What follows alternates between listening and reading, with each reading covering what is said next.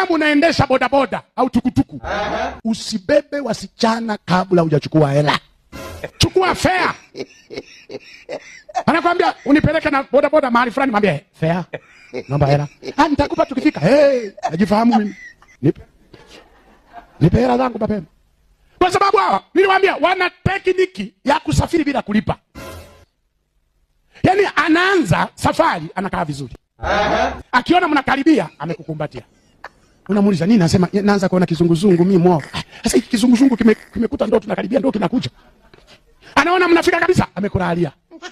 Nywele zake zimekulalia na kila kitu. Kijana anaanza kupotea gia, baada ya kupeleka mbele anapeleka nyuma. Anapigwa shoti ambazo hazina utaratibu.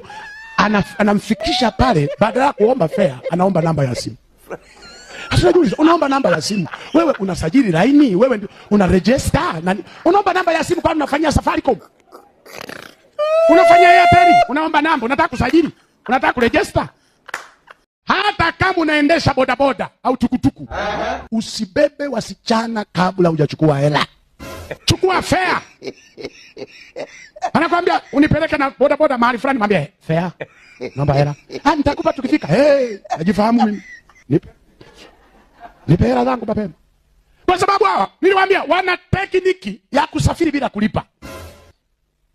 Yaani anaanza safari anakaa vizuri. Akiona mnakaribia amekukumbatia.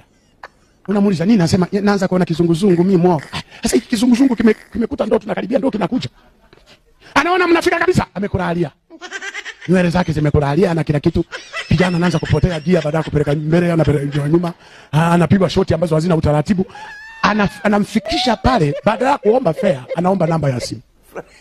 Sasa unaomba namba ya simu. Wewe unasajili laini, wewe una register na unaomba namba ya simu kwa unafanyia Safaricom. Unafanya Airtel, unaomba namba, unataka kusajili, unataka kuregister.